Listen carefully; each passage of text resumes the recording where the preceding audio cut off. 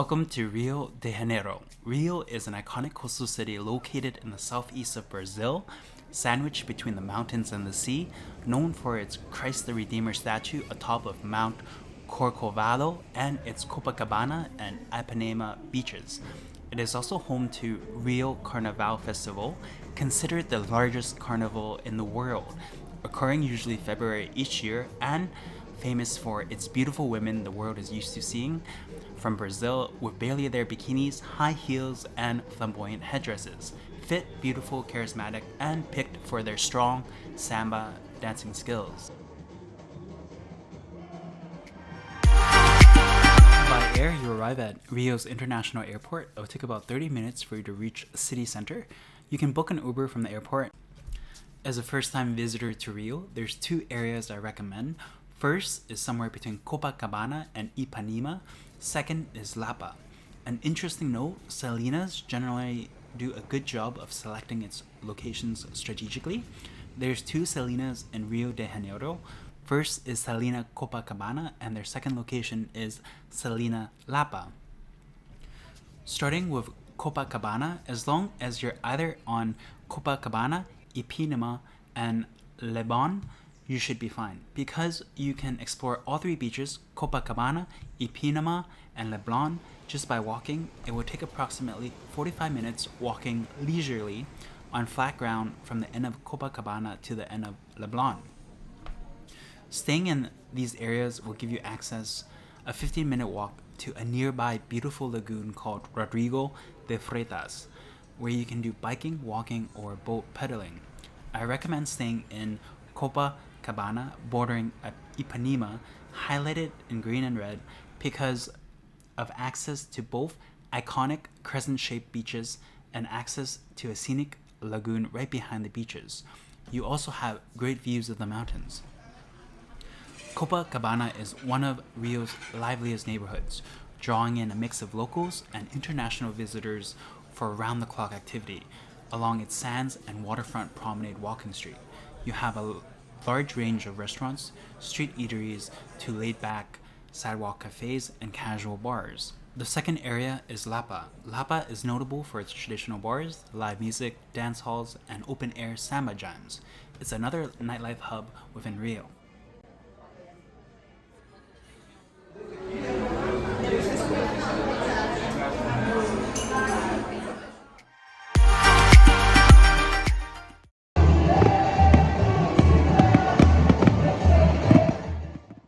The Carnival de Rio de Janeiro, considered the biggest festival in the world and the main annual event in Brazil, occurring usually within February each year. You can buy tickets for the Rio Carnival at Sambadrome Marquês de Sapucaí. You can buy them physically here at the stadium for the official or lowest price. If you buy from other sites, they usually charge a premium on it, a middleman fee. I got arquibancada grandstands for 26 Brazilian reals, or $6 USD, for the Access group on Thursday, and 250 Brazilian reals, or $52 USD, for a special group that occurred on Saturday. Access group is usually on Wednesdays and Thursdays, samba schools that are trying to win this year.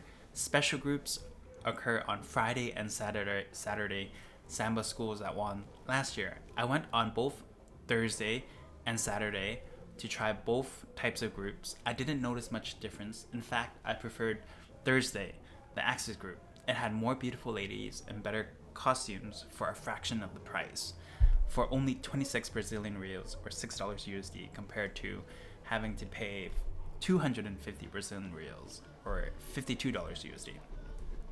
For seating in arquibancada grandstands, I recommend Sector 6, 7 for the climax of the choreography. Essentially, these sectors are in the middle. They sell tickets weeks ahead up until the night of the show for remaining space. I recommend buying early to avoid lining up before the show or during the week when the group performs. The entrance to buy the tickets themselves aren't fantastic. I had the hardest time locating where they were, and the hours for the ticket office changes. I recommend calling or asking someone who speaks Portuguese to call through the Liesa website, the official website of Sambadrome Marquês de Sapucaí, before coming. There's police and security in and around the stadium during the Carnival, so it is fairly safe. The show runs from 9 p.m. to almost 4 a.m. to 6 a.m. in the morning. There are washrooms right behind the grandstands beside the entrance. They also give out free water right behind the grandstands as well. Do I recommend checking out this event? Yes. The beautiful women, the costumes, the floats are so beautifully decorated. It's worth supporting the event. It's like a Victoria's Secret Angels fashion show, but I think these ladies are much more sexier because they're more curvy. A pro tip: between the parade runs, there's a 10-minute break. You can walk out to take pictures of some of the dancers that just finished their parade run and are walking behind the grandstands. You can politely ask them for a photo and they'll be happy to take one with you.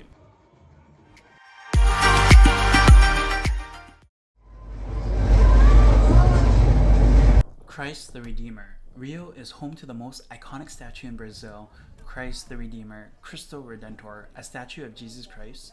You can get here by going straight up to the hill or by taking an Uber to a location on Google Maps called Cosme Velho and take the train service called Trem do Corvocado for 109 Brazilian reals or $23 USD for a round trip up to the hill and down, which includes the entrance fee to the statue. I think the train ride was an experience, so I would recommend doing the train when visiting Christ the Redeemer.